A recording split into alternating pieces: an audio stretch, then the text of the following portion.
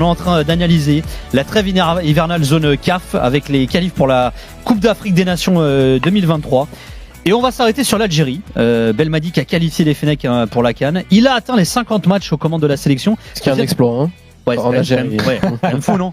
D'ailleurs, ça a été très remarqué et souligné par la FAF, la fédé algérienne. Ils ont qui a fait un tweet. Ça fait 4 ans et demi qu'il est là, Jamel Belmadi. Ouais, après sur les deux matchs, Nico, franchement c'était difficile. C'est difficile dans le jeu. T'as 2 victoires donc face au Niger pour se qualifier, 1-0 et 2-1. Enfin 2-1 et 1-0 dans ce sens-là. T'as la sensation qu'il est en train de chercher quelque chose, peut-être un 11 parce que tu as toujours les anciens, puisque Bounedjah a marqué le but du 1-0 d'ailleurs face au Niger très rapidement. Bounedjah, comment on dit doucement. Bounedjah. Voilà.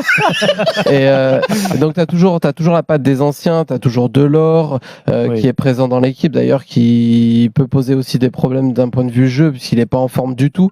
Et puis il essaye aussi d'incorporer des nouveaux. T'as eu l'entrée, moi j'ai trouvé très intéressante, de Bouanani dans l'équipe, de Shaibi également. Ait Nouri en défenseur gauche aussi a été très très bon. Enfin a été plutôt bon. Alors pousse, je te coupe vite fait. Pourquoi il a pas joué le deuxième match avec Nouri? C'était revu. Ah, comme ça? Ouais. Parce qu'il était blessé, parce que j'ai bien aimé le premier match aussi. Il a convoqué 2 nouveaux joueurs à ce poste, avec Nouri et Adjam. Exactement, Adjam de Nantes aussi qui a fait sa première apparition. Donc tu sens qu'il est sur peut-être une transition vers quelque chose. Après, là, ils sont en train de voir peut-être, Hamza, tu peux confirmer, mais ils sont en train de voir s'ils peuvent avoir des matchs amicaux d'ici la CAN. Donc voilà, de développer le plus possible l'effectif. Après, moi sur le jeu, on t'est qualifié, donc on va se contenter de ça. Mais moi je trouve ça très moyen. Et moi il y a un autre truc qui me dérange avec Belmadi, mais ça date, je le disais déjà à la dernière CAN notamment, c'est que son lien avec les journalistes. Alors je peux totalement comprendre que les journalistes algériens c'est parfois compliqué dans les questions, dans la provocation, etc. Mais là il est parti dans une forme de conflit avec eux dont il sortira pas vainqueur, parce que tu sortiras jamais vainqueur de la presse quelle qu'elle soit. Est-ce que tu penses qu'il en joue pas un peu aussi? Non, il semble vraiment fatigué par rapport à eux. Mais c'est quoi? C'est depuis les dernières contre-performances? Oui. Il n'y a pas eu Rabi Bocha. Non, un petit peu avant, honnêtement. Enfin, il a installé. Il commençait déjà ce rapport. Ouais. C'est exactement ce que tu dis. Il y a des joueurs, des sélectionneurs qui ont été mangés dans ce rapport de force. Et lui, il veut pas. Concrètement, c'est ça. Vaïd, et pas que en Algérie. Vaïd, et je sais que Vaïd, il est.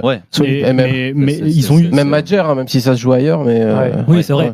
Et finalement, Belmadi, je pense que dès le début, il a voulu installer ce cadre. Sauf qu'aujourd'hui, on est dans la caricature parce qu'on est toujours dans la confrontation. À chaque prise de parole, t'as l'impression qu'il y a une conférence de presse, c'est confrontation. Il y a un rapport de force aujourd'hui. J'ai l'impression, quand je regarde une conférence de presse, qu'il y a un climat de peur qui s'installe, que les journalistes, lorsqu'ils ont des questions éventuellement dérangeantes, ils prennent toutes les pincettes du monde, ils élargissent le vocabulaire. Ils vont se faire envoyer bouler, quoi.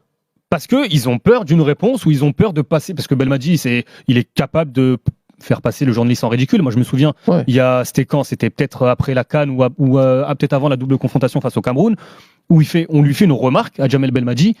Il regarde le journaliste, il lui dit: mais regarde-toi, est-ce que toi, sous-entendu l'état physique du journaliste, est-ce que toi t'as déjà joué au football? J'ai pas l'impression que tu joues au football avec ton état physique. Et même là, sur la rassemblement, il y a un téléphone portable qui sonne dans la conf, il se casse. Ah oui, c'est un manque de respect. Après, bon, on peut totalement le rejoindre éventuellement. Après, c'était un 32-10. Mais non, mais tu sais, le flic de Beverly, c'est le téléphone de Roland. Attention, parce que c'est pas du tout anodin, ça. C'est que moi, je le trouve.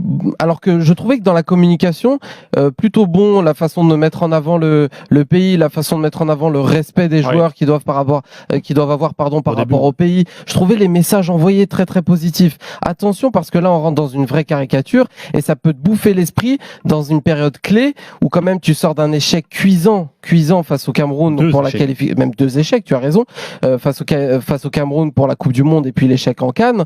Et là tu vas rentrer dans une CAN qui va arriver très rapidement avec un renouvellement d'effectifs. T'as pas le temps de t'embrouiller avec la presse. Donc j'espère qu'il faut qu'il se calme un peu.